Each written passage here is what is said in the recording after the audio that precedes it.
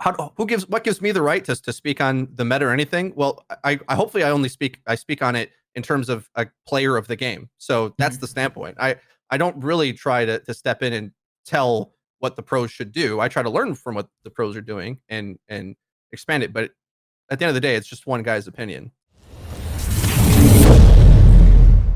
Welcome, ladies and gentlemen, to the Minds of Media. My name is Blake Panashevitz, and today's guest is someone who, it's very unique to have this person on my show. They're probably my first really content creator since we've opened this up. He is someone who is a major content creator for Overwatch League. He has a YouTube channel called YourOverwatch with a couple other people. Please let me introduce someone who will probably be one of the only people who is never, ever named on this show, Freedo. Welcome to the show. Hey, what's up? It's good to have you. I'm excited. I want to talk to you about whatever we're going to get into. Yeah, whatever we're going to get into. So I'm super interested. There's not a ton out you, and you kind of do a pretty good job of keeping your personal life separate, which I think is good in a lot of ways. So there's not a lot about who are you as an individual. Everyone knows YourOverwatch because YourOverwatch is probably one of the staple content create. I don't know. It's weird saying content creators, but you guys as a group are one of the staple content creators for Overwatch League. And so everyone knows that name, but I don't think people really see the faces behind it because even in your videos, a lot of times, there's some older ones where you do on-camera work, but a lot of them don't involve your camera. So I think it's going to be really fun to get you on the show and talk to you about you and your life. There was some things that I was able to pull out watching some of your videos that I think are going to be interesting questions for me to ask. So I'm going to start it off fairly easy. One of the things about you that I think is so unique out there, and something I want to kind of talk about, is the fact that you actually don't use your name anywhere. In fact, you kind of avoid having your name out there. And I know that when I talked to Dividing by Zero, he was kind of in the same boat. Like, I don't really want my name out there a whole ton. What's your reason for not utilizing your name out there, especially being such a, I would say, a big public figure in like the Overwatch scene?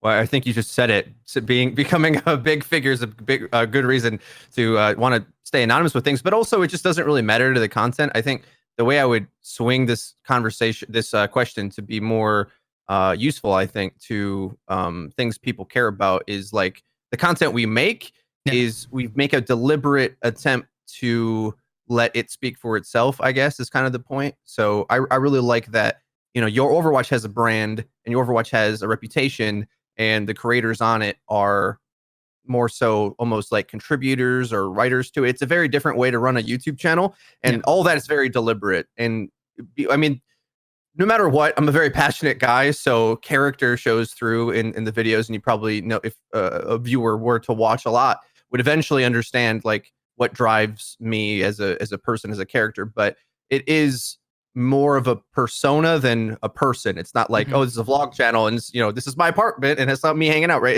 It's very we attempt to craft a product for someone to enjoy, and something that, like, you know, you could use. Like, you think of like design aesthetics. When you look at like an Apple product, you don't see necessarily like, this is Steve Jobs. It's like Apple itself. Then Steve Jobs is over here on his side, and he has all his crazy ideas of how to like communicate with that product to the consumer. And I guess that's sort of what a Your Overwatch video ideally does. Like it's directed towards the user, and they interact with the video, not necessarily so much the person making it. But, you know, you'd hope you're interesting enough that people care about the person too. But I think this is a strategy. If you don't have a good personality or you're not very interesting, like, anyone could replicate this if you're good at making content. You know what I mean? Like, we're not as we stream a bit, but like I think our strengths are more so in creating content and writing it and putting ideas together. I don't actually script, so I said writing, but that doesn't really count for me. But crafting something, I think. So there's a pretty long answer for you. No, I kind of like that. So looking at their making this product, when you guys first started your Overwatch, I just want to kind of briefly hit on this, and we'll probably come back to it later too. Was the intention to stay as almost as anonymous as possible and just let it be about the content? Was that your guys' intention going in? Because you have a trifecta group here. You have Eddie, Weagle. Is that how you say his name, Weagle? And then you. So you have a trifecta group here. That kind of runs everything. Did you guys kind of go into this thinking this is like, was it like a business plan or an idea, or was it just a group of friends who was like, let's just make some content? Well, it's kind of both, actually. And it gets into what I was talking about earlier, where we've over the years, well, there's a few ways of starting Overwatch. So I guess I'll get into that story and then sort of explain why we ended up making the decisions we did. But we were gamer friends for a long time, and particularly we did Call of Duty videos, which I have since sort of privated on my channel, which I'm like, I kind of wanted to start a fresh start with YouTube. You probably can find the other guys' personal content out there somewhere. Making in the Call of Duty community, and YouTube was a very different place years ago, and it's sort of, I'm sort of the boomer generation along with them too, where we still remember when the homepage was based purely on likes and favorites and views, where, you know, a guy in the Call of Duty community could just flood the homepage, and YouTube was like, we're not going to do this anymore. We want like brand friendly, like Jimmy Kimmel on the front page, right? So they redesigned all of that because of like the COD community and gamers, and they've always had this like pushing gamers off to the side, but then they were so big that they sort of had to let them in. It was really weird how that ended up evolving. But through all of that and experience and being on YouTube for a long time, you talk to a lot of old head content creators. You know, I watched a ton of different content over the years, played a ton of different games. Some influences I would say of mine would be like Warel from CSGO, Day9 from StarCraft, Husky StarCraft in casting and of that game, and obviously Call of Duty. There's hundreds of creators, way more creators in Call of Duty, oddly enough. There's like everyone wanted to be a commentator in that scene. But anyway, and we were three of those in the group of like, everybody does this. I say everybody, but you know, a lot of people do it. And through that, I don't know if you're familiar with like the likes of T Martin.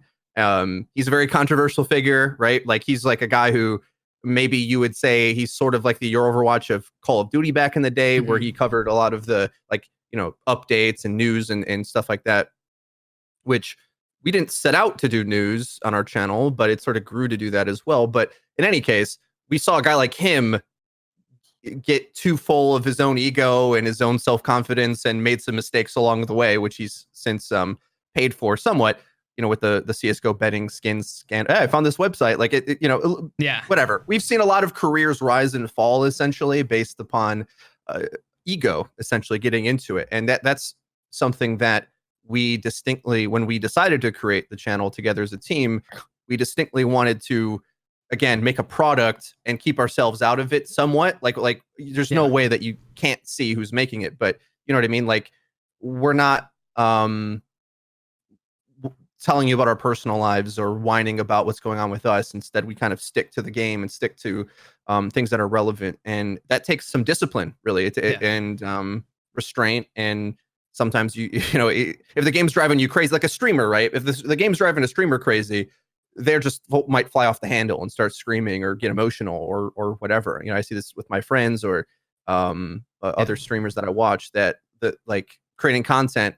It's often a very arduous and I mean, staring at a computer screen is not good for you. There's a lot of emotional and physical tolls it takes on you creating content. But so anyway, so we wanted to avoid all of that and try to just create like a hub that, you know, would provide clear professional-esque content. Like it's was treated somewhat of like a business from the start. I mean, we had no idea it was going to be successful at all. It was just something that I was like, hey, this Overwatch game, I think it's pretty cool.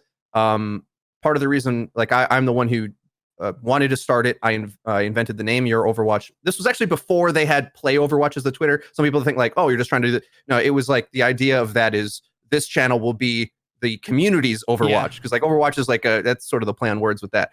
But I'm a very abrasive, angry personality sometimes. So I wanted my friends to kind of flesh that out, right? So like Eddie's a much more personal person. I'm more analytical, but also rough around the edges sometimes. And I know that grates on people. So having a mix of cast of characters was the idea, to try to like, well, if you don't like one of us, maybe you like another one, and the content can like spread its wings and have a lot of different ways to go about it. Now, they're off doing other things right now. When new updates and big things come out, they do come on the channel, but it is just me now making content, unfortunately. But that's more on like the state of the game and where it's at and how much content we think it needs to be made, or what even people are interested in. So they came back for BlizzCon and made a couple videos on the channel, but we're still a group. They just do other things until further notice. And I'm sort of the Overwatch guy. So Okay. That's my life I mean, story. That's how we that's created we're everything. we're not even into your life story. That's where we're gonna hop to next. So That's the important part of the life story. Oh no. See, everyone No, thinks okay, that I'm just teasing. that is the important part. Like it's what got you there that is kind of what's important to me. And so one of the cool things that I found out about you is that you are somewhat of a huge Green Bay Packers fan. Or at least you have Green Bay Packers attire. So on one of your videos, unless that is you are not a Green Bay Packers fan and you weirdly have Green Bay Packers stuff, in which case that is just awkward. So my question. So, okay. So yeah, I am a fan, but like the reason I haven't watched for a while, Yeah. except this season. So like there was years where I haven't watched because I was too busy covering games, doing Overwatch, which, as I said, takes an insane amount of. Honestly, the thing about YouTube, like this is the hardest job I've ever had in my life. Like I've had a lot of jobs from various different like areas. By far, this is the hardest one that I've ever done, and mainly because you work at your own pace, and because of that, in order to continue to be better, if you want to be better, you know, there's no limit to how much you can criticize. This is kind of screwed with my psychology and how I operate as a human being. Past few days of struggled sleeping because I just like lay in bed, start relaxing, and then my brain starts like coming up with ideas and stuff. And it's a terrible thing that is it's hard to fight. It's hard for me to like relax at anything. But anyway, Packers. When I was younger, in like high school, I would say like football was sort of my first love. Like I love video games too, but my career path starting out, I was kind of hoping to be a sports journalist or work in sports somehow. I was never good enough to play. Like I played high school football. Our team was terrible. I eventually got to start, but like I worked really hard at it and I loved the environment.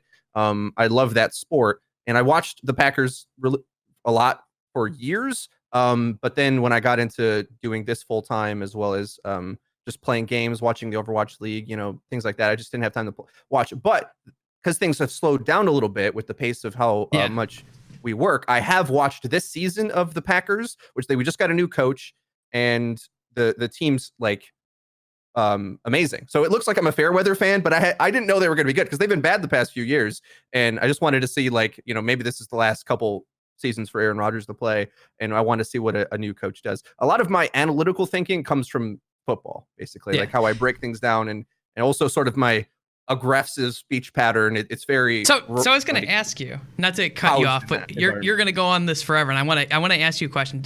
Are you a Green Bay Packers fan who actually lived in the like Midwest area, or are you like a transplant Green Bay Packers fan? Because I grew up in Michigan, which is very close to the Green Bay Packers. Actually, I was 6 hours away from Green Bay. And one of the cool things about living in Michigan is that like you basically had people who were either Lions fans or they were Green Bay Packers fans. And then the people who were Green Bay Packers fans who always get judged by the people who are Lions because we live in Michigan. And they're like, wow, you're just a traitor who's living in Michigan. So we used to call them like transplants. So were you a transplant who was from somewhere else, or did you grow up in the Midwest somewhere? No, I'm from Milwaukee. So big Packer town. My grandfather liked the Packers like probably more than I do now. So I just thought it was kind of cool because like my father wasn't really into sports at all. Like he's more of a tinkerer, I guess, like a worksman. Like he'll tinker with stuff and you know, does that kind of work with his hands.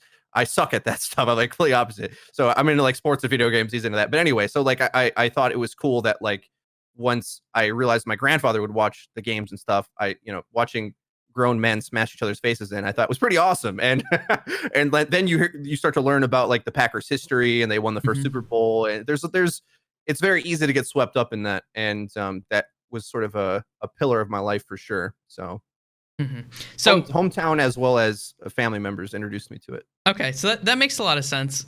Wisconsin is a very interesting place of how cold it is. In general, or the Midwest in general is like weirdly cold.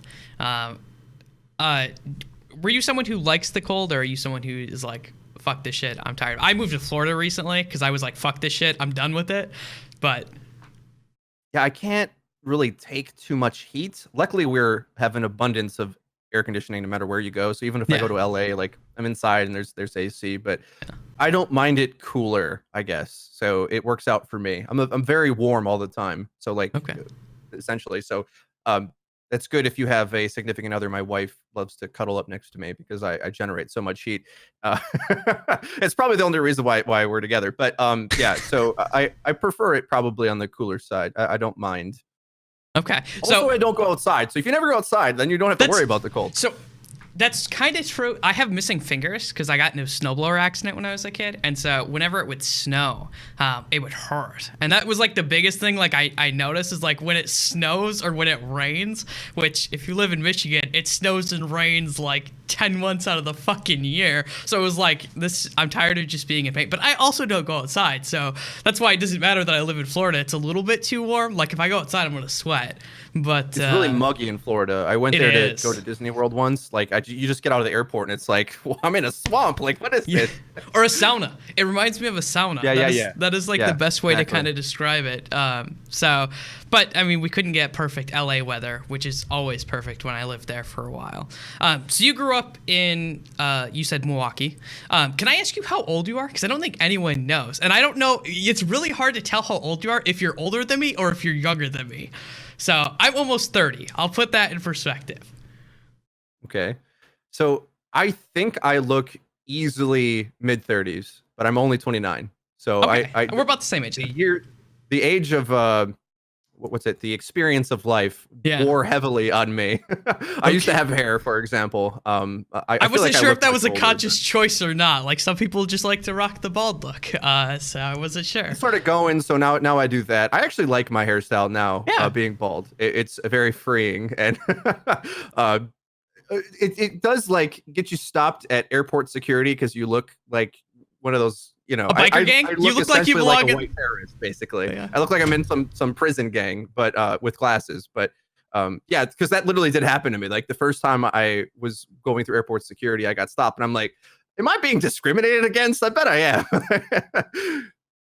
Yeah. Anyway. So we're about the same age then. So that means we probably had a lot of like similar life experiences as far as things that you're a couple. I'm 27. I'll be 28 in January. So we're like right on the cusp there. So kind of looking at growing up, you mentioned that your dad was a tinkerer. Is that what he did for like a job? Was he doing a lot of like craftsman things like carpentry and stuff like that? He did a lot of different jobs, but he was like a maintenance guy. Essentially, is the shortest way to say it. Heating, venting, and air conditioning. It's called HVAC. That's what he did. Interesting. So what did your mom do then? She was a stay-at-home mom. Okay. Family story is more interesting than that, though, because I actually was adopted. So I don't know my real life biological parents. So yeah, I was adopted when I was 5. So. Wow, that's actually like fairly old in the adoption as far as like age groups. A lot of times people get adopted as babies. You don't hear about a lot of people who get adopted at like the age of 5 and stuff. Oh, that's when it finished actually. So I don't remember. I was in probably some different areas, but it mostly it was with who eventually became my parents. So yeah, sorry, that may have thrown you off a little bit, but yeah, I was with them at a fairly young age, so it wasn't like a big transition or anything. So, but it is weird though, growing up that way for sure. Yeah. What made it kind of weird though? Because that's something that's very unique, at least. Well, the very first easy awkward stage is like, in school they'll have you make a family tree, and it's like, oh, which family member do you look like? Well, it turns out like, we look kind of similar anyway because people from the same region. Have similar ethnicity, and I mean, Milwaukee is an odd place where it's segregated now based on race, but it used to be segregated on Polish and German. So there's like now it's like the Caucasian, Hispanic, and Black areas of the city. It used to be German, Polish, and whatever the next one would be. Who cares? But so because of that, like a lot of people look similar here anyway, because there's only a handful of types of people really that predominantly filled it. But so there's that, and then there's also they chose to tell me pretty early on, which I appreciated definitely. But you also realize, like for example, when a father is raising a child, you might realize there's something about you that just like connects and they're the same. Like, I don't know, like they there's mannerisms that you pick up. There's a nature versus nurture argument there, right? And Yeah. when you don't have that nature side of things, there's just ways that it shows, I guess, when you're not biologically related. But so growing up, I always knew that, and also like I don't know how to really get to this point. Like we don't get along great Okay. now, and there's like some family issues, and um, I don't I don't mind getting into it, but it's just sort of like in the weeds, right? Like Yeah. I pretty much would just gloss over it as like white trash problems that like I could speak to them and stuff. We don't speak that often, and there's been some conflicts back and forth. So Yeah.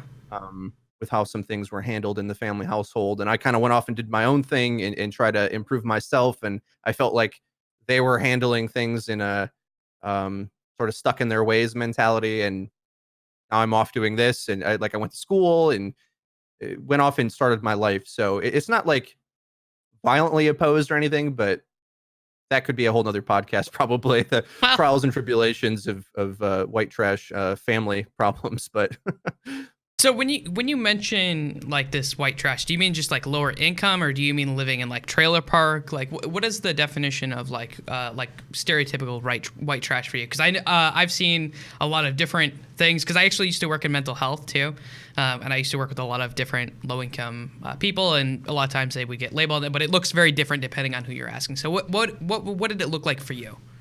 yeah, luckily I wouldn't say, or I can't say that I grew up from like we were lower middle class. My dad had a blue collar job, so like it wasn't rough. We weren't starving and stuff, but like I feel when I, it's hard for because whenever I talk to people, especially now that I'm in gaming, like I'll talk to a lot of people that I just sort of maybe assumed when I was younger that most people grew up like that, and Yeah. then like either middle or lower. I always knew that there was like suburbs and stuff where people had these huge houses and Yeah. and whatever, but so I knew there was like a difference there. But anyway, it surprised me how many people don't relate to this. But when you're related to people. So like we might be middle class, but like we might have family members that are lower, or you're just in Yeah. proximity to a bunch of nonsense, basically. Like that's one problem with living in a low income area, right? It's the reason Yeah. why a lot of people don't want it, because like there's a lot of great people living in the ghetto, but there's also just a bunch of drug dealers and people up to no good that ruin Yeah. it for everybody else. So like that's sort of what I mean when I say like Okay. an interconnected circle of Unhealthy people who trying to individuals. yeah, yeah, that's a good way to put it. Yeah. So, kind of looking at that, growing up, what did that kind of mean for like you as your life? So, like, was school something that was like super important then? Was that something that kind of got pushed on you as like a way of getting out because you're in this area? Because I think that's what a lot of people do. I remember my family. One of them was extremely wealthy because my parents split up when I was very young. And my dad was actually very, very, very poor because he ended up having a brain tumor and had to stop working to the point where like a church was like giving us food and stuff like it. So I got to see a very unique, like, what does it look like when someone has a lot of money, and how do they respect and care about people versus what does it feel like when you literally can afford nothing? And it gave me a very unique perspective on things. I chose to live with my dad, actually, which was just an FYI out there for people. It was much nicer to live in the place that didn't have money than the place that did because of the people who were involved there. But it kind of gives you a unique perspective of like, how do I get out because I don't ever want to be here? Because I know that I had that thought, like this idea of needing like to escape from this kind of like lifestyle is definitely there. Did you have kind of thoughts like that? Like, how do I get out of here? How do I move on with my life to avoid this type of area? Well, luckily, I would say there's a lot of good things I can say about my parents too, and this would be one of them. They kind of imparted on me the drive to not be a loser, essentially. Mm-hmm. Like there's many ways you could screw up your life, and don't do that. So I kind of coasted through school and didn't really have a plan ever, Mm-hmm. which is bad. And I'm not really a planning person. I'm more of a like a decisive do things and creative free person, which is sort of Yeah. why I'm in the position I'm now. But I didn't really know what I was going to do after high school. But like I took harder classes. But if I think about my motivation to do so, it was mostly because like the school I was in, if you were in normal classes, I mean, it's got like a 50% dropout rate. And this is something I remember from middle school, where the teachers in middle school were telling us that when you go to high school, 50% of you are going to drop out. And I'm like, this is just a weird thing to tell a child. I remember thinking as a child, this is a weird thing to tell a 12-year-old or whatever. Yeah. And so when I went there, like if you weren't going to be a loser, you probably were in honors classes. Like that was like real school, and the other ones were like it's just a zoo basically. Like it just a big mess, where not a lot of learning was going on. So I at least applied myself that way. I wish I would have actually tried, because if you actually try in school, the scholarships you can get is amazing. And Yeah. I didn't do that. I did pretty much the minimum work. I hated school in a lot of ways because you have to be conformist, you have to follow their Yeah. rules, and I'm more of an out of the box thinker, which is very good in many ways, but it's not good if you need to.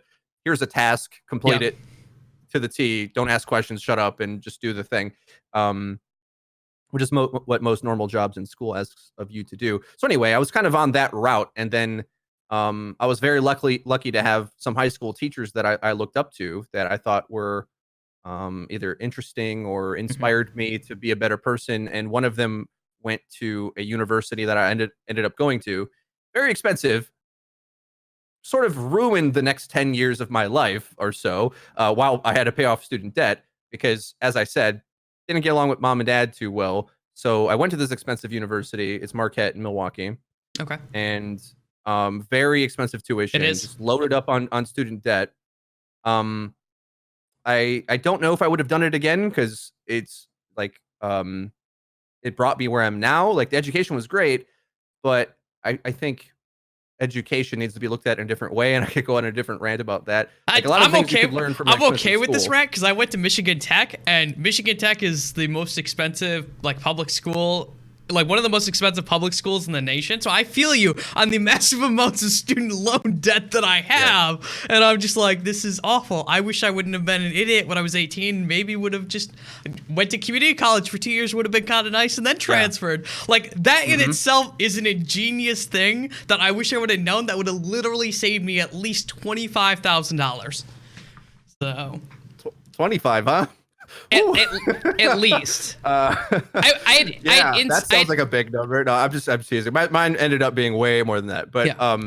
Yeah, for two you years. keep My, going, my sorry. my my total student debt is like 120, I think, or something like that. It's Oh, insane. okay, 25 a year. Yeah. Okay, that makes more sense. Yeah. Yeah. So Well, yeah. well, So luckily, like yeah. there are some grants and stuff you can lean on, but if you were smart in high school, you could get scholarships that just like Yes. that's what you should do. If I had a kid now, I'd just be like, either you shouldn't go to school, which is fine. There's ways Yep. to do other things, or do this for real and get scholarships, because why would anyone pay for this or get student loans? It's a really bad idea, I think. Anyway, education was great, but I kind of bounced around different degrees. I thought I wanted to go in for psychology. I could say why I got out of that. One reason why I think it gets misused in some ways, and there's Mhm. some quackery in it, which why it's important that there's people in there that are trying to legitimize it, and try to treat it like a hard science instead of a Yeah. loose, like subjective, soft science. But also, stats was just too hard of a class. Like learning stats is an incredible undertaking, and it was just too much math for me. So I switched out to do broadcasting and English writing as a double major, and then found out that there was no way I was going to get a job in Milwaukee ever, and not just in those fields, but after I graduated, obviously, not just in those fields, but in in any job. Like Mhm. I really struggled to get any employment after school because I was overqualified at that point. Now, when you have these big degrees and you're like, I couldn't get hired at McDonald's, so I had a really rough time bouncing from job to job, trying to figure out what I was going to do at this stage of my life, saddled with all this student debt, Mhm. and it was horrible. It was really horrible. I mean, it was horrible, but in some ways, I was happier than I have been in years past doing this job. So, like, eh, you know, you Yeah. never know. The grass is always greener on the other side. Like, working hard jobs and having no responsibilities and making a little money, but being free to do whatever you want, and having a lot of leisure time, that has way more value than I think people realize. Whereas Mhm. if you're essentially running your own business, then like you're just a slave to that constantly, and it consumes you in a way that you just can't imagine until you're doing it. So anyway, I can't really complain about any of this, but I definitely would have made some different choices if I had the opportunity to, but it all worked out in the end. So I kind of want to delve into that a little bit. You're going through high school, right? You're doing the bare minimum. You said you mentioned that you were kind of involved in some sports. You were the starter of your football team. You're getting close to graduating. What made you want to go to college to begin with? Like, what was the idea behind? Oh, I want to go to college, and I want to. What eventually made you decide I want to go for psychology? I do have a degree in psychology. I will say that. Yeah. Just throw that out there. Yeah, I assumed so. Yeah. No. You would need to do the job you do. I would hope. I'd hope you need Technically, you don't, but that gives me on a long run. It's also why I yell at a bunch of people for calling themselves like psychologists. Because in order to call yourself a psychologist, you actually have to be a doctor and licensed in whatever state you're working in.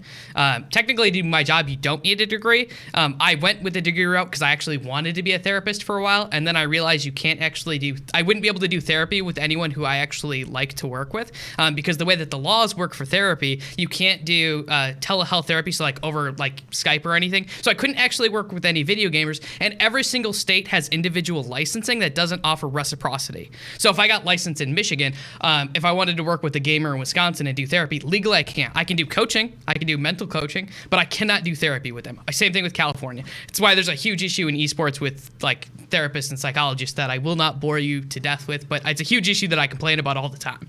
So, but yeah. Yeah, weird regulations. Those are always fun to dance around. I can't remember what I'm responding to at this point. What are we talking about? Oh, I was high gonna school. Why to ask- go to college? Yeah, what made you go to college and what made you pick psychology?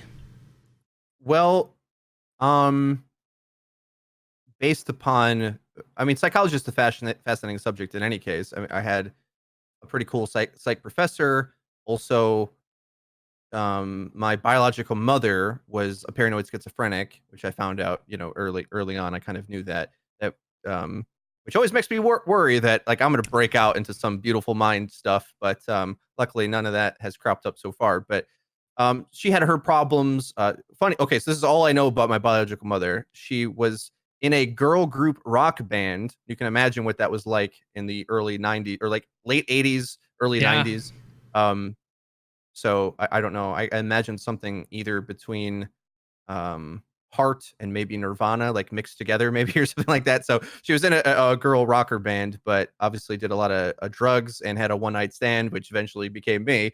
And was schizophrenic and whatever. And I don't know any more than that. But so I always had that as sort of a history, and then just being really interested in how people operate. And Mhm.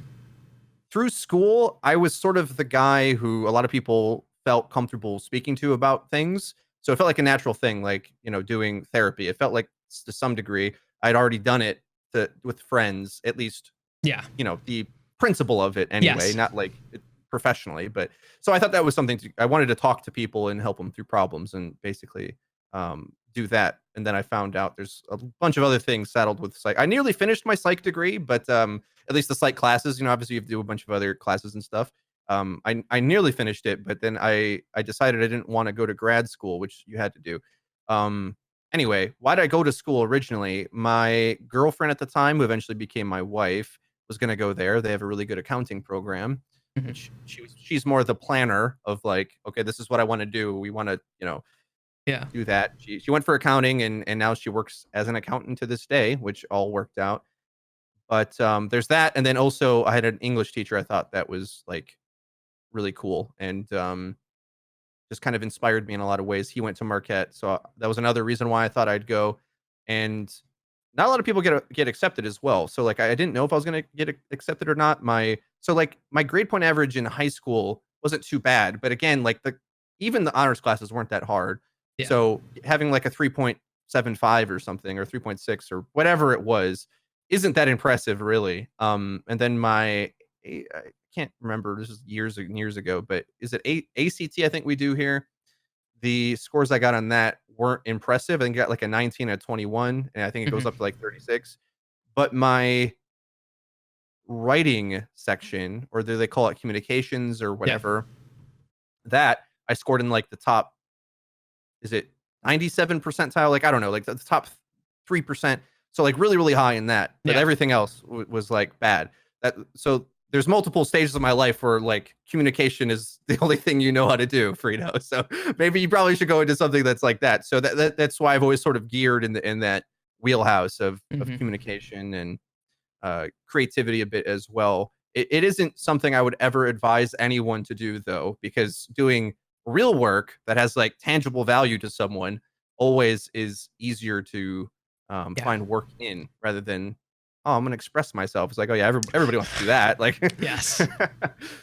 Yes, I could 100% agree with you there. which was my thought Yes. process when I went for psych. I was like, all right, I'm gonna get some real skills that I can apply, and then a lot of people go for psych, and I don't even know what the job prospects are. Another thing that I would change about my life is finding out, like, at the time, what you really should do is figure out what jobs are needed. Like, I probably couldn't do this, but engineering is like one that, if you want to succeed, like, just Yeah. be an engineer or a doctor or something like that. Like, do something people need. My girlfriend's an engineer, so uh, Great. yeah, I was like, you know what? Gotta have someone in the life who is actually smart and not me. So for psych degree.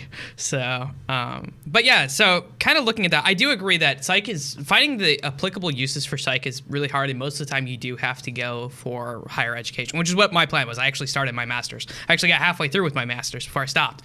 So I was on that route. But kind of looking at that, some of the other jobs you do is like human resources and human factor stuff and research. A lot of it though, you actually kind of touched on this a little bit, is like one of the reasons you left is that you didn't like something about psychology. What was it that you didn't like that made you say, besides the statistics, what was the aspect of it where you were like, oh, there's not really a way to like implement this, and there's a lot of stuff you don't like about psych? What was that aspect? Well, so if you look to other fields that are called Yep. hard sciences, they have hard and fast rules Yep. of what um is acceptable research, which Yep. what is acceptable conclusions, and it's very rigorous and very hard to conclude anything in those sciences. Whereas in psych, they do try their best, and there's many people who are doing great work, I'm sure. And it is related to the stats class actually as well, because really, when you find out how stats work, it's much easier to misuse any data than it is to use it properly. Like, to actually tease out truth from, whatever type of study you want to Yep. do in psychology, as you know, and probably could explain better than I can at this point. There's many different ways to do, like, I think they're called multi-factor analysis, or Yes. am I Yep. saying that right? Yep. Yep. You are. Right, to like find out whatever you're trying. We're gonna have a control group. To have whatever to have a very strong correlation. I don't think most psychology, I can't think of anything that is actually this equals this for literally almost anything, because it's all population studies, Right. like almost all of it. So you never have, oh, if you do this, you will get this, like any other hard science does. And Right. so what you do is you try to say, this will most likely get this, and you do multi-factor analysis to say this is actually correlated to this fact, rather than just something that is a random variable. But yeah. Yes, but it also is very easy to bullshit these things, which is why you Exactly. see so many news articles of, like, whatever. Just, you can imagine them. I don't even have to name any, but Yeah. none come to mind at the moment. But there's this new finding that's like, well, chocolate's great for you. It helps you do this. Chocolate depresses you. You know what I mean? It's like, Yeah. whatever it is. And usually there's money behind that, where some company makes some sham study that comes up. There was a lot of bullshit and manipulation, which really turned me off. Also, so there's that aspect of it. And then I feel that in school, you spend way too much time learning about things, ideas that we no longer respect. Like, it's like, oh, well, Like here's Freud. Freud. And let's spend like a week on. It's like, well, Freud was full of shit.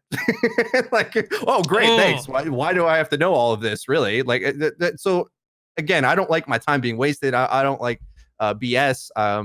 So again, there's greatness there, but there's so much more away from just Mhm. like, I just want to talk to people and help them solve Yeah. things. And there's way too much pomp and circumstance that has a self-inflated nonsense surrounding it. That I think clouds its ability to do actual great things. So yeah, but mostly I had to drop it, I think, because I'm like, I don't know if I can physically, because like if I had to work as a research assistant or something, I think I would just crack under the pressure. I don't think I can handle the math and the responsibility of it as well, because I actually want to do good, and to do that, you would have to be the math is just incredible what you have Yeah. to do in order to actually find something out meaningful. And I'm like, I that's not what I want to do. So anyway, That's kind of cool. So you said you made it through almost all of your psych degree before you decided to switch. Was that like a hard decision, being like, oh, I've basically done this? You mentioned already that Marquette was super expensive.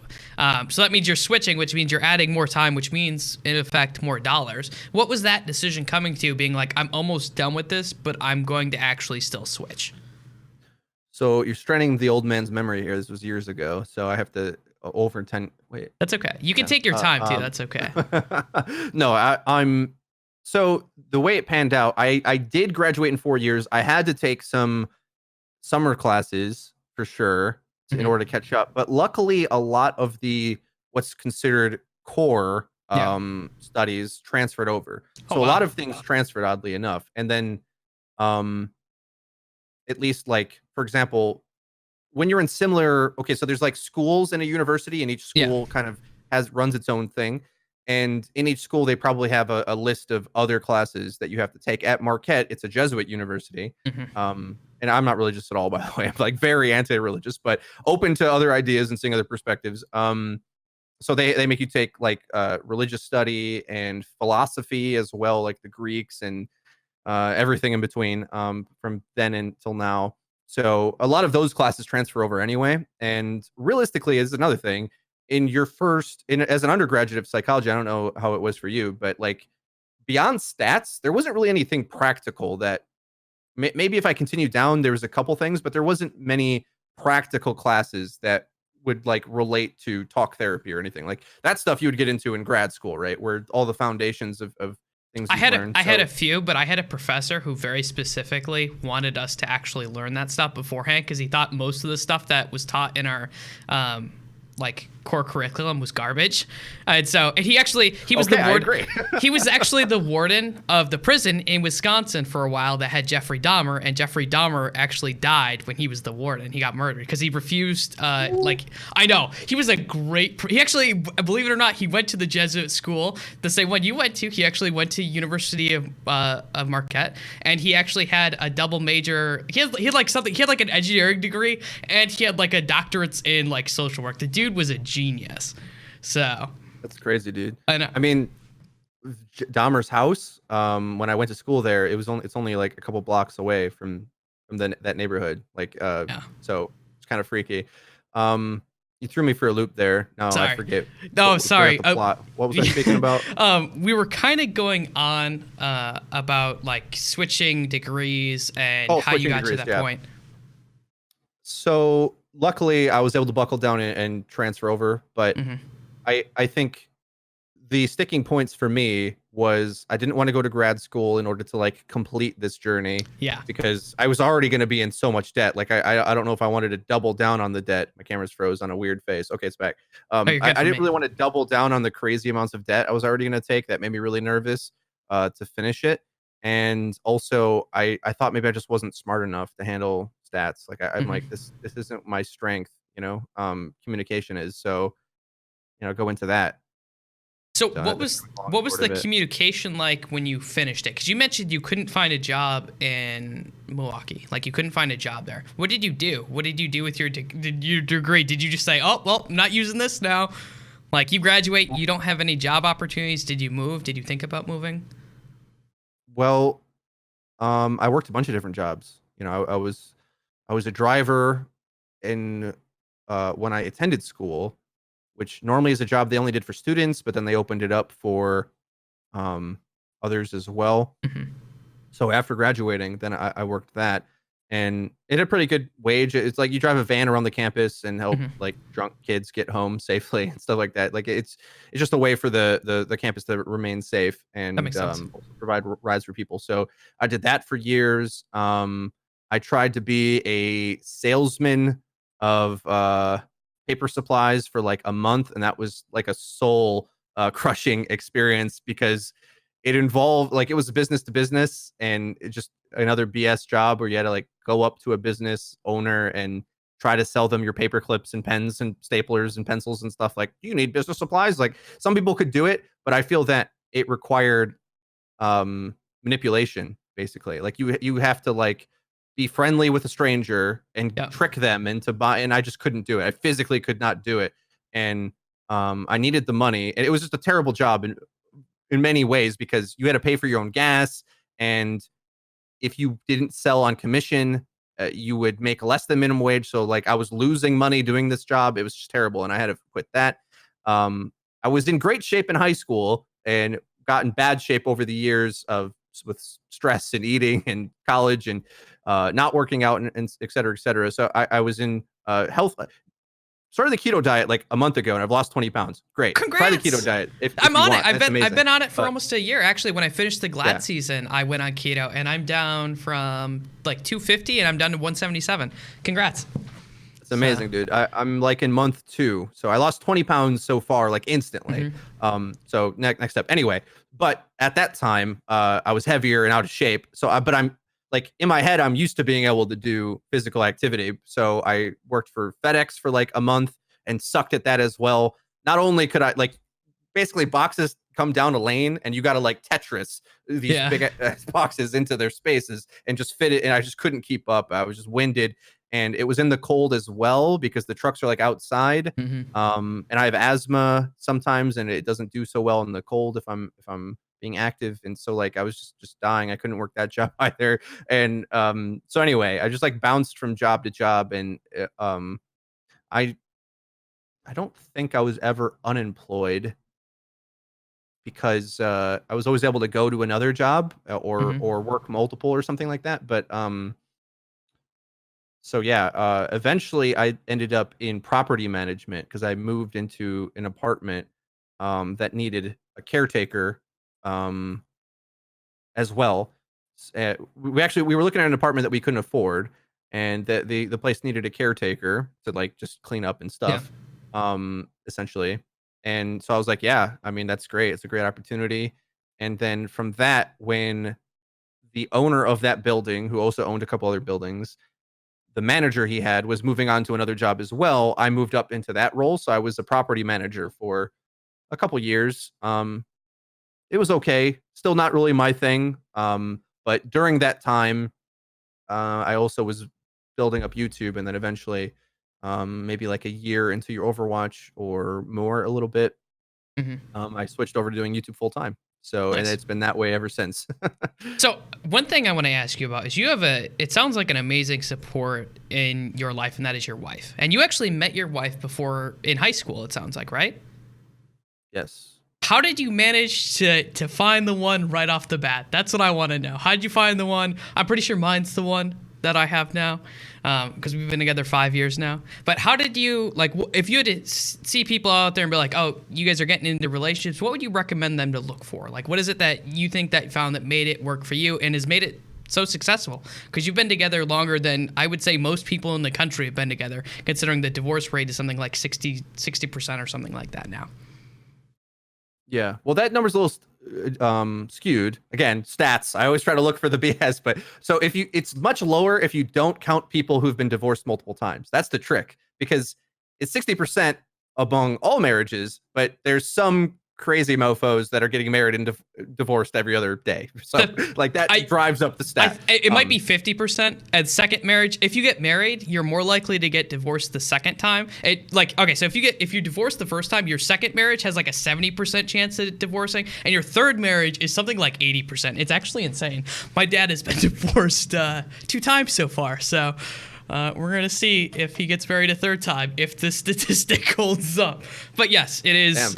It's something like Fighting that. against the numbers. In terms of finding a good partner, I think we had very similar goals coming up from similar backgrounds in Milwaukee, like different for Yeah. sure, but just wanting to improve our lives and have our heads on straight. Like, there's not many people that are like that. There's a lot, you go outside and just see random people on the street or at school, right? A lot of them are looking to have a good time. They're looking Yeah. to not really enrich themselves or improve or improve their standing or put any work into anything.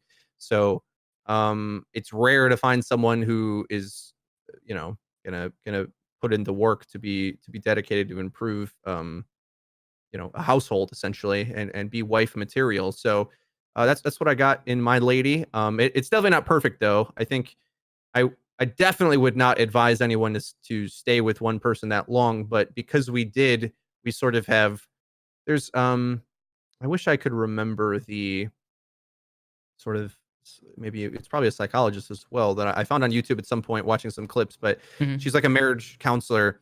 And the way she would explain it is that you go through multiple relationships, even if you're in one relationship. Yeah. Normal people just say, okay, we're breaking up and then move on to another one. And the relationship you have with someone changes the dynamic, and maybe you go into this one with a different attitude or change it up.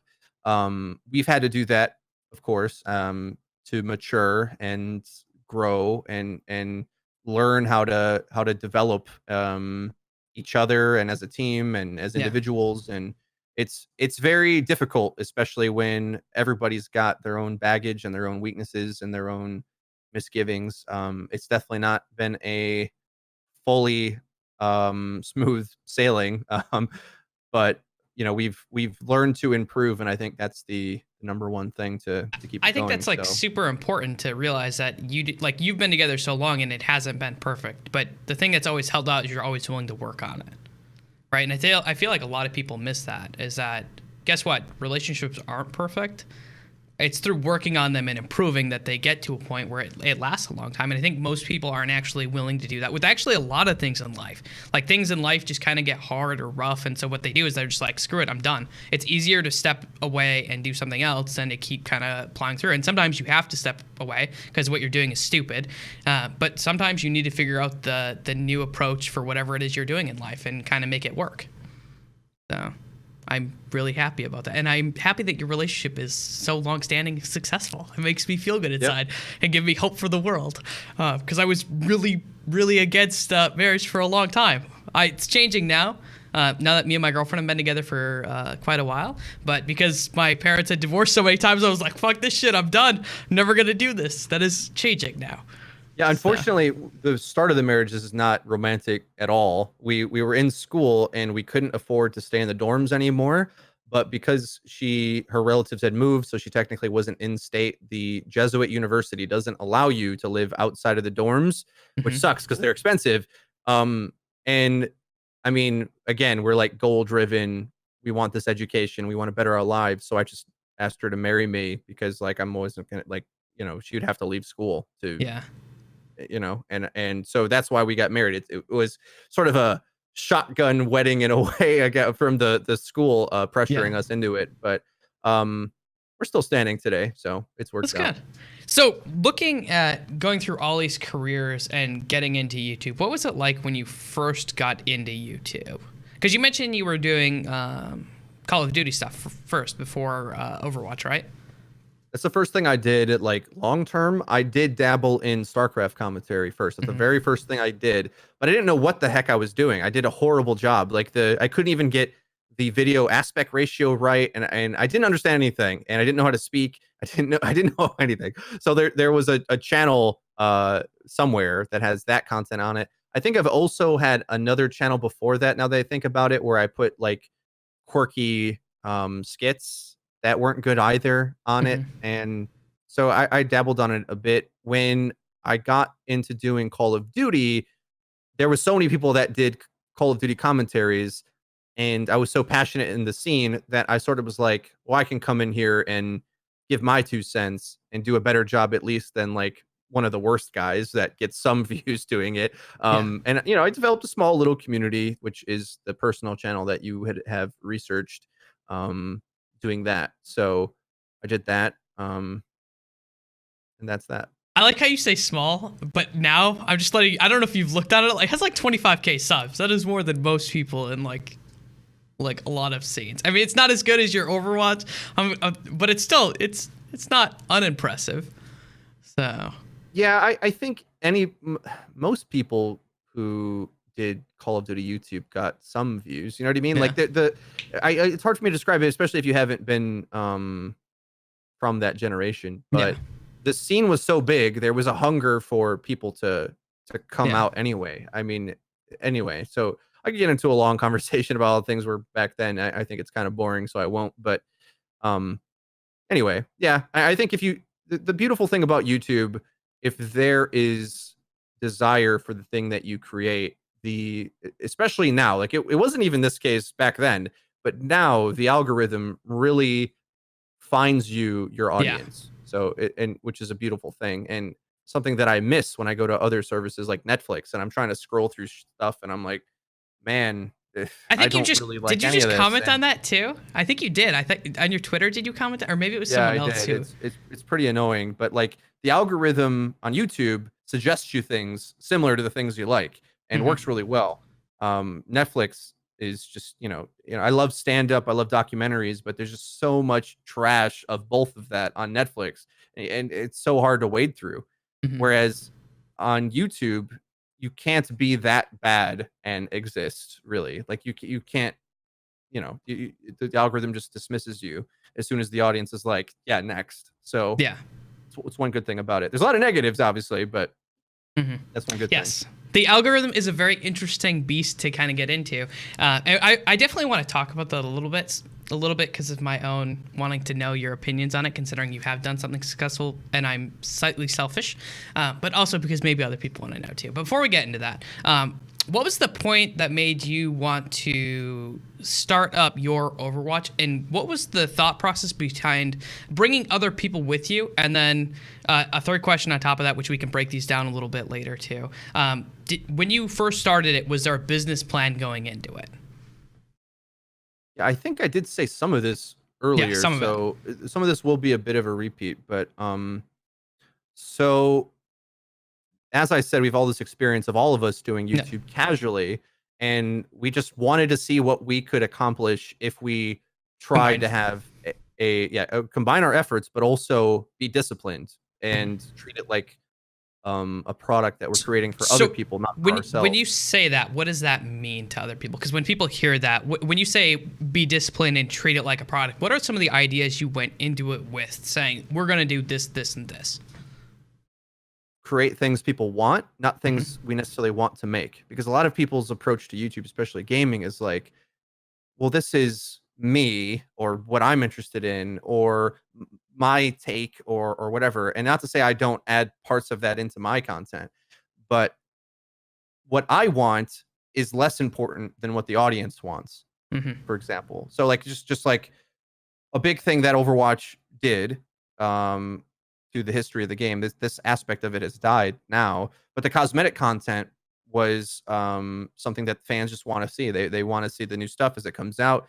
Hmm. And I'm the analytical nerd guy. So like for example,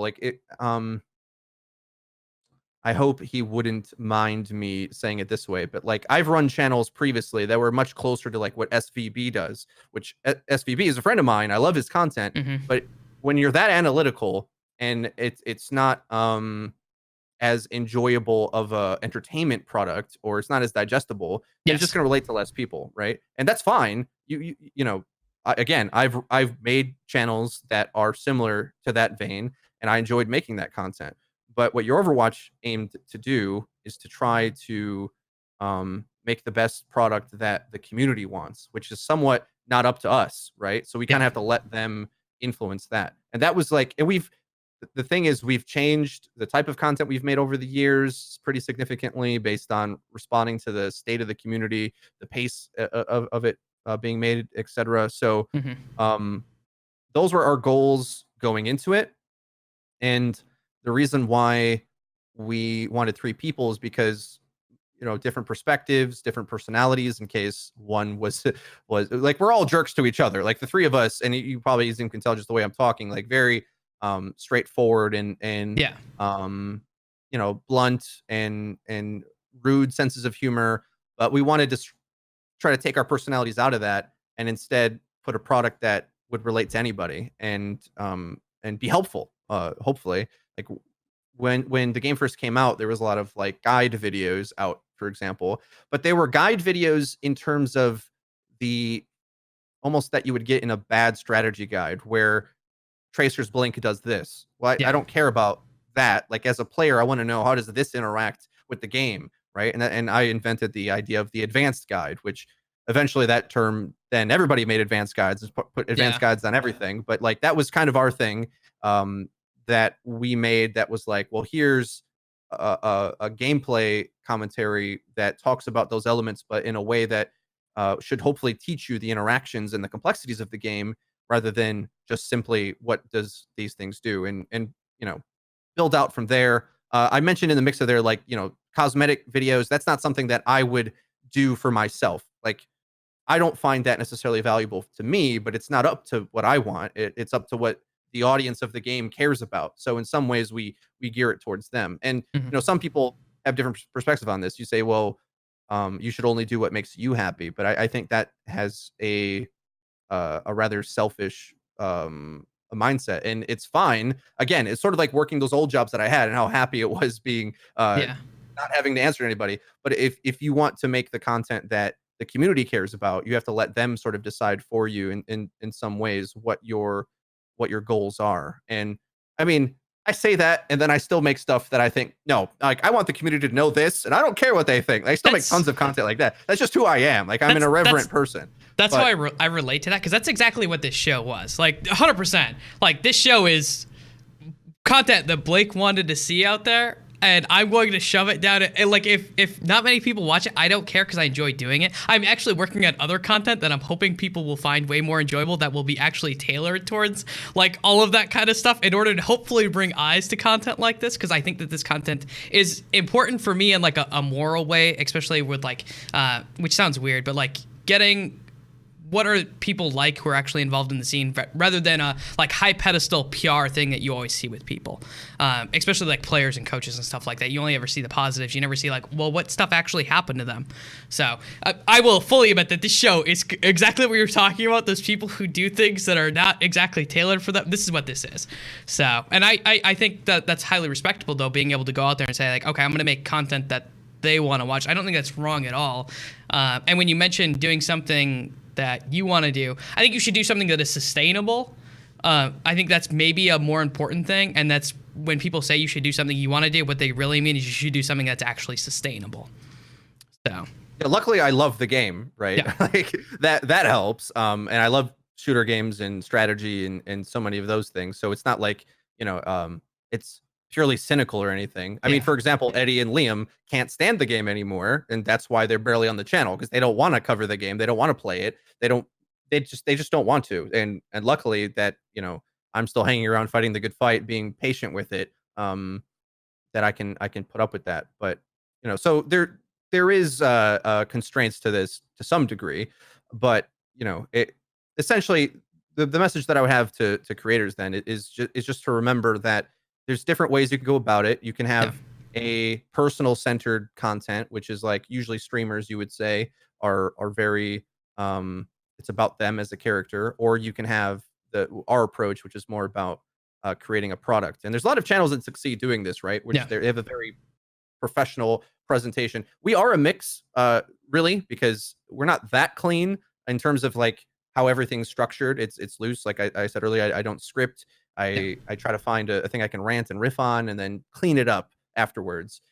But um, So your guys is going into this. Did you have like business papers signed up, being like, okay, this is the way that we're going to do this? Because that business aspect is something that you see. Like, you want to talk about like major drama over like YouTube channels. It has definitely happened where there's been a split between people, and they haven't had agreements in place, and it just ends up being a huge like clusterfuck. Did you guys make sure to set some stuff in place to kind of, because you mentioned no one else is there, or are you just like, oh, hey, it's no, whatever? we're equally screwed if we have a falling out. Yeah. No, we're luckily though, like we keep each other honest, and Hmm. we're brothers in a way. Hmm. So like, we're used to disagreeing normally, which is another reason why the channel's so successful. So like, as we said, we have a business mind to things. That also keeps our content improving, because we're Hmm. constantly criticizing each other and trying to improve one another and getting the best out of each other. And it has sort of a band atmosphere, right? Where I always was more of the hardcore player mindset, and then Liam would always try to bring me down to earth and like, okay, what does the casual player care about? Yeah. and Eddie's sort of a mix between the two and a bit more flexible. And between us, we would have tension all the time in the creation process. So we're used to arguing no matter what. So even when we do have disagreements about things, like we're just um, functionally accustomed to that. So we've been able to flex the way we have everything structured without much inner That's turmoil that's that you're pretty trying to reach impressive, for. But actually. So, do you guys all edit your own videos and then decide to upload? What does the process look like for your Overwatch when you guys were all there? Because you mentioned right now you're pretty much doing it, all of the content on there currently, except for some of the stuff for BlizzCon. But like, what did it look like when the three of you were working on the channel? Was it one person's going to mostly handle like editing and stuff like that? One's going to handle like ideas and scripts. Like, what did you all just do your own videos and upload them? Like, what did that look like? we would divide work freely as it came up. Usually Hmm. one person would handle their video, but like because I was much more invested in the game, you probably would call me more a head writer. So a lot of the ideas or like the outlines of what we wanted to say about a video would go through me. And I didn't like doing thumbnails, so I had Liam and Eddie do that a bit more. So there's sort Hmm. of a mix of division of labor. But as the game slowed down, as well as the interest of my colleagues dropped because the Yeah. game's frustrating and it's a hard game to love, especially if you want to dedicate it on like a hardcore level. Um, that we just sort of it ended up me being the one who took over. So that's how it worked. I mean, and if you were doing this as a real business, then you probably would have like stages of production. But the way Yeah. YouTube works, you need to be much more fluid than that. Like everyone needs to be able to do everything at any point because of like the timing of how things work. You can't really afford to have the production slowed down Yeah. for the guy who does this to on the assembly line to put it together. So we all could do everything, um, but our strengths would kind of collaborate at different points. Hmm. So, how did you get to a transition where you were just running everything, and what did that conversation go like? Because that's got to be interesting, especially if you're still doing. Let's say you had all equal shares of a company, and then two of the owners are like, "Oh, we're gonna mostly step out now," and you're doing all the work. Like, how did you guys come to a conclusion of like, oh, okay, we're still gonna just do equal splits because that's what we had said. Because obviously you work full time, but you're doing all the work on the channel. How do you get to that point? Because that's almost where that divide gets very interesting. Yeah, it does get interesting. I don't know if I'm going to get into all the business aspects here today of how we decided to split this up. I mean, right now Eddie is handling the stream. Mhm. We have a stream on Facebook where we're partnered with them to stream there, and um, which he's doing mostly Destiny now, I believe. Like Liam Mhm. did that for a while, and then Eddie. So we've mixed up responsibilities as we saw fit. Okay. There was a period of time where Eddie, for like a whole year, it was me and Eddie on the channel, and Liam handled the Facebook stream, and then they swapped places for a few months, where Liam came back and helped me with the channel, and Eddie did the stream. Um, but now the game is kind of slowing down again, and um, we're sort of just working towards another thing. We have another project that we want to make as well, another channel that we're interested in creating, and we're still doing Okay. the stream. So like Eddie's moving right now um to a new location.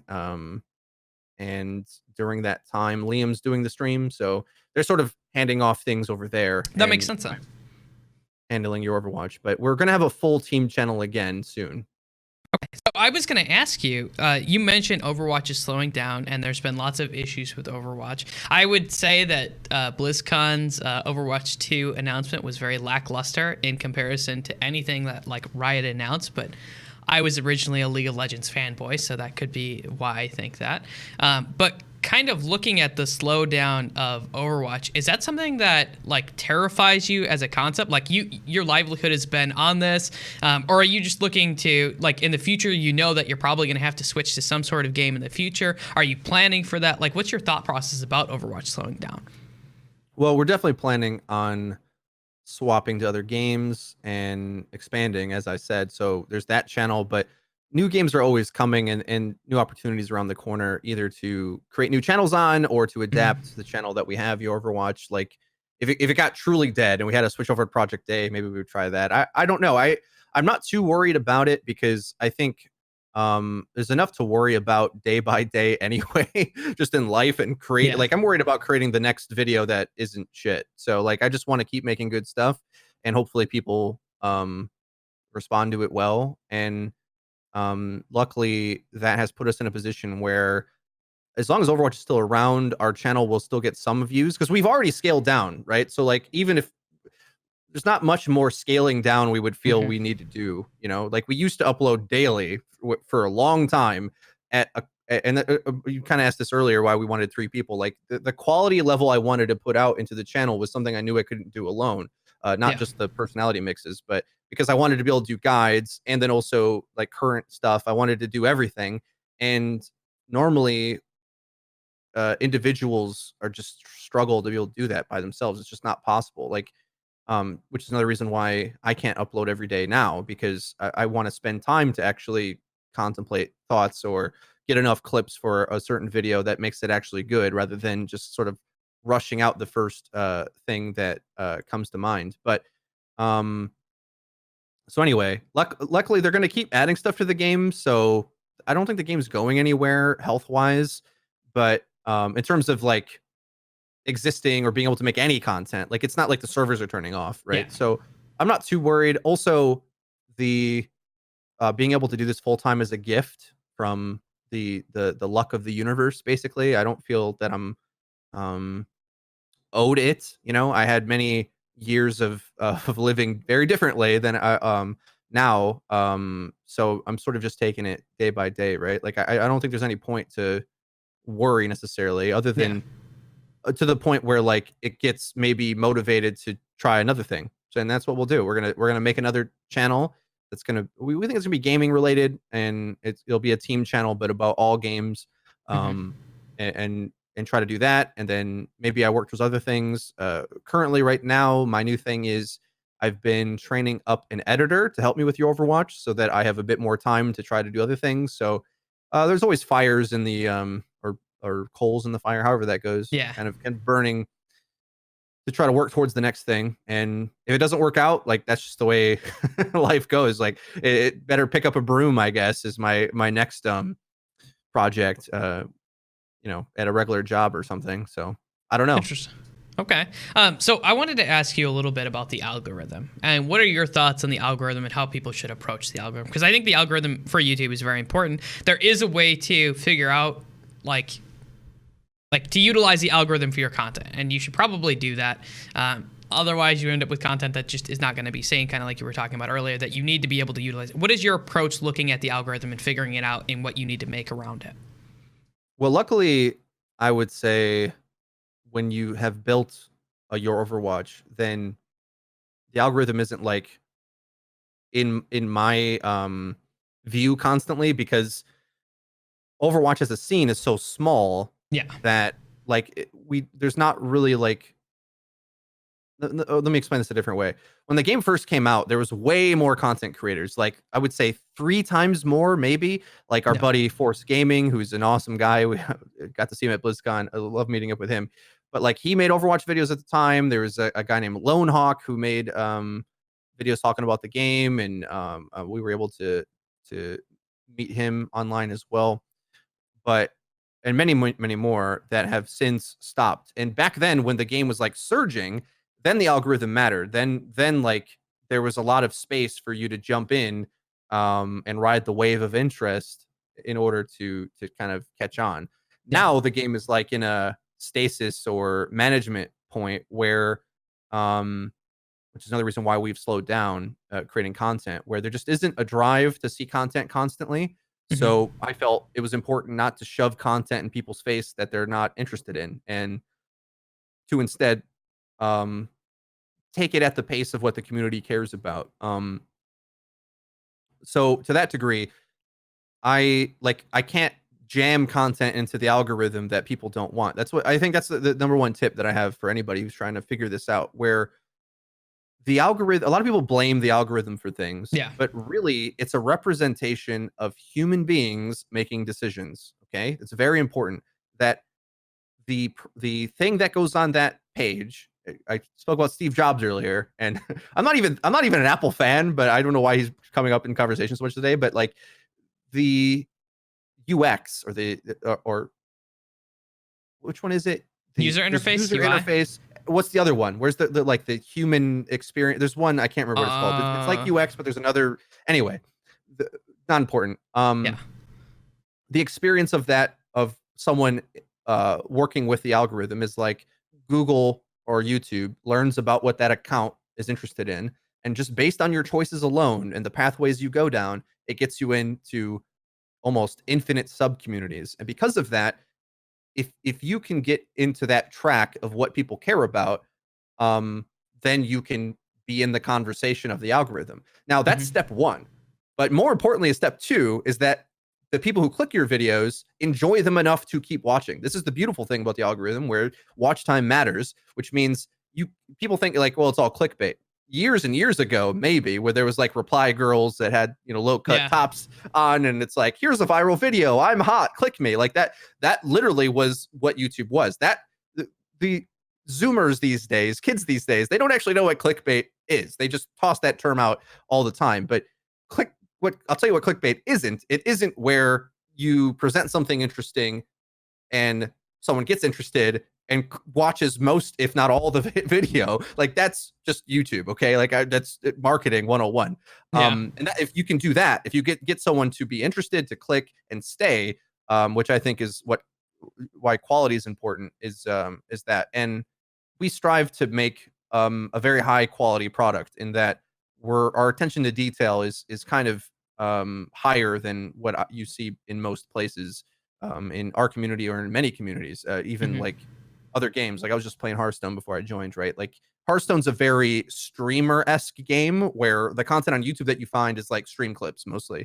Whereas uh, in our community with Overwatch, the stream community is like dying, unfortunately, which is sad Yeah. for me to see, but it's partially because of the state of the game, and rank's not very fun. And unless it's a good meta, or you get lucky and you have many good teammates in a row or whatever. But so because of that, I think your Overwatch type channel is easy to follow, because a lot of people have passing interest in Overwatch, but they don't play the game all the time, and they're not trying to learn the game like they used to. Hmm. So unfortunately for me, and I love teaching the game, but like that's taken a smaller percentage of my attention. I still try to do it, and dedicate time to it, but less and less people are interested in learning the game, because there's just less new players, and there's more of a backlog of people who are interested in it as a community. So that's partially what our strategy is with the channel currently. But if ranked gets fixed tomorrow, or the sick new patch comes out, you better bet that I'm going to come in and Yeah. explain the new meta and how you can hopefully learn this new patch. And then when it gets stale again, then I might go back to more approachable content for anybody. So anyway, my point is, that's where I think a creator should have their brain at with this, where um it's easier as well when you have the business sense of it, where it should be your job to figure out what the community cares about in that sub community, whatever it is. It can be any game, it can be lumberjack, Yeah. tools or whatever, right? Like it's crazy how the algorithm works, where in every community, if people want to see that thing, it will go through the algorithm and get to the audience that is trying to find it, if it's good. Yes. Yes. So kind of one of the things I want to ask you about, because you actually mentioned this analytical side that you're so kind of passionate about, that you're passionate about the analytics. Do you ever, like, you comment, I would say, a fair amount on like the state of the game and different issues in the game? I've definitely seen you and Samito have back and forth, I would say, on different Yeah. aspects. I've definitely heard people in the pro scene who have said, "Oh, your Overwatch doesn't know what they're talking about. They're not involved with the pro scene." How do you kind of get that in your head, that you have a place here and that you are as intelligent as some of these other people, and you have a right to kind of say that, listen, this is how the game should be changed? Yeah, not involved in the pro scene. They're right. Yeah, yeah. I don't have any affiliation with the pro scene, other than a goal of trying to get casuals interested in it. Uh-huh. So like that's my approach. And in fact, over time, I've gotten more and more um, focused on how things affect the average player, and that's actually a very difficult task and dance to do, because Overwatch being such a complicated game, there is different ramifications of a patch and changes, new heroes. at every level of play. And to some degree, little secret for the pro community, nobody really cares what you're playing. They care about what they're playing, the average player. So, to say that not qualified in order to say anything. I mean, the thing is, there's so many people in the pro community that say similar things or have similar types of opinions, maybe even the opposite direction, but then they get proved wrong or they're Yeah. incorrect, or like, just an example, right? In Overwatch League, which I assume you watch, there was a prevailing thought that Sombra Goats was bad. Yes. Okay, everyone thought this, right? Everyone knew that this was true. Sombra Goats is bad. It's just not as good. Wait, then they realized that if they pocket the Sombra instead so that the D.Va can't flush her out, then the Sombra becomes this raid boss character that farms EMP really quick, and it's actually the best. Oh my god, right? And these things happen, okay? So the conversation of this is an ongoing dialogue that you should expect to learn along the way. Nobody knows Overwatch ever. It's always a conversation and a learning process, and I'm just one voice of many. So I think what angers people is that when someone has a platform bigger than their own, there's a lot of envy and jealousy and sort of like, I stream the game 20 hours a day as a pro player. I know everything. Why does he have an audience and I don't? Yeah. Well, there's a lot of reasons for that, and maybe it's because like you're appealing to this super sub category of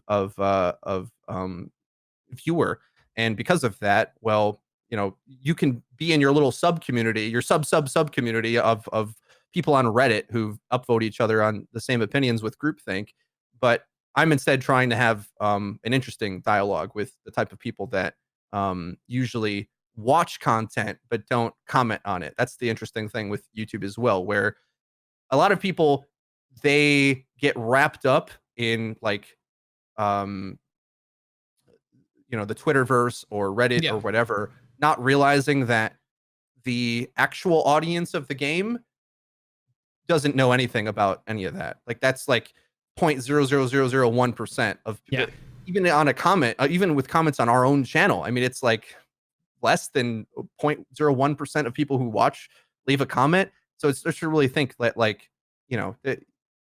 another thing about being a YouTuber, I think, to do it well anyway, is to really know the person that isn't saying anything, right? The silent majority, and to speak to them. So anyway, what gives me the right to speak on the meta or anything? Well, I hopefully I speak on it in terms of a player of the game. So that's the standpoint.